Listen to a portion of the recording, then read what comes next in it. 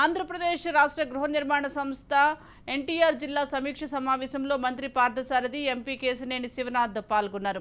గృహ నిర్మాణ ఐఎన్పిఆర్ శాఖ మంత్రి కొలుసు పార్థసారథి సమక్షంలో ఈ సమీక్షా సమావేశం జరిగింది. గృహ నిర్మాణానికి సంబంధించి కలెక్టర్ సృజన నివేదికను సమర్పించారు.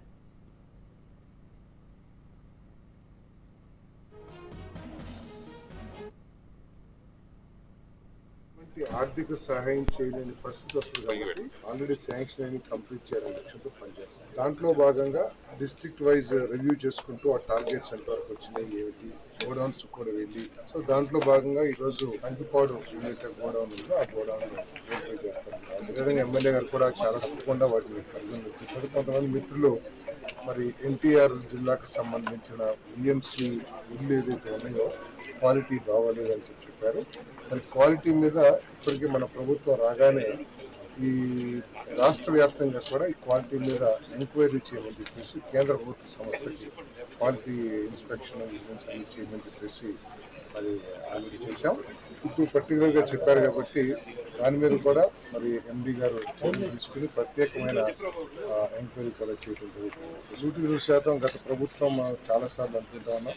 గత ప్రభుత్వం కేవలం రాజకీయ కక్షతో అది చంద్రబాబు నాయుడు గారికి ఎక్కడ పేరు వస్తుందనే లక్ష్యం ఉద్దేశంతో ఆ ఇల్లు పూర్తి చేయకుండా రాష్ట్ర వ్యాప్తంగా కొన్ని వేల ఇల్లుని మరి పెండింగ్లో పెట్టిన విషయం తెలిసిందే.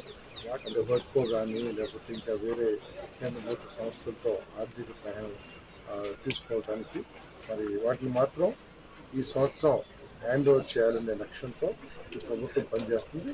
100% ఆ ఇల్లుని హౌసింగ్ లో మెటీరియల్ మూవ్మెంట్ ఫస్ట్ మనకి కన్స్ట్రక్షన్ ఆఫ్ మెటీరియల్స్ సంబంధించి సార్ సిమెంట్ టు స్టీల్ మన సబ్సిడీ రేట్స్ తోటి హోల్సేల్గా గవర్నమెంట్ ఇచ్చిన మెటీరియల్స్ అని మళ్ళీ door frames and window frames and also electrical items.